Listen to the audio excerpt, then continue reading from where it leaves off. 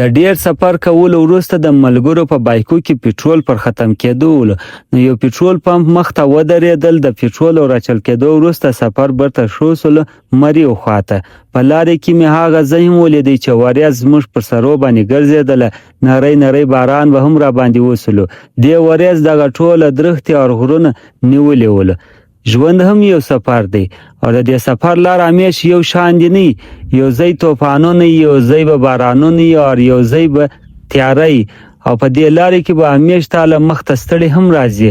تا به دا سوچ چې د دې ستړو له وجې به زه مخ ته تګ نه وکړم، خو یاد ولره دا ستړي د دې لپاره نه چې تا د تګ څخه راوګرځي، دا د دې لپاره چې تا نور مضبوطه کړي. چله خیر، اوس په دې ځای باندې ودرېدلو. ویډیو جوړوئ څه؟ ویډیو دا پښتانه دي دا دلته وروره ورځې خرڅوي. کم پلاو خرڅوئ؟ پلاو کابلی پلاو دی جی. کابلی پلاو.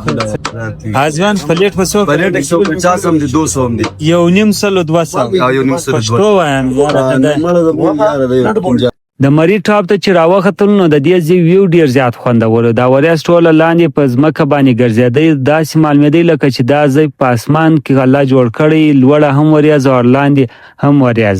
د دې ځای څخه ډیر مشهور ځایو ته لارې وتې لکه مال روډ، نتیه ګلي، ایوبیا او نور هم مشهوره ځایونه.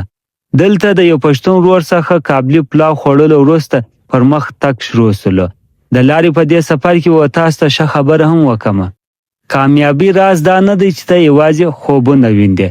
خوبونه خو هر یو ویندې، خو اصل کامیابي و هغه ته میلاویږي چې دا خوب پوره کېدلو لپاره دی شپه او ورځ پر ځان باندې زور راولي، او په لاره کې چې هر ستړی، هر مشکل راځي دا د خپل طاقت وګڼي. د نړۍ کامیاب خلک راواخله، هغه که ساینسدانان وي، لیډرز وي یا بزنسمین وي، د دوی په ژوند کې هم مشکل راځي، خو دوی دغه ستړي او مشکل خپل کمزوري نه ګڼي، دا خپل طاقت ګڼي.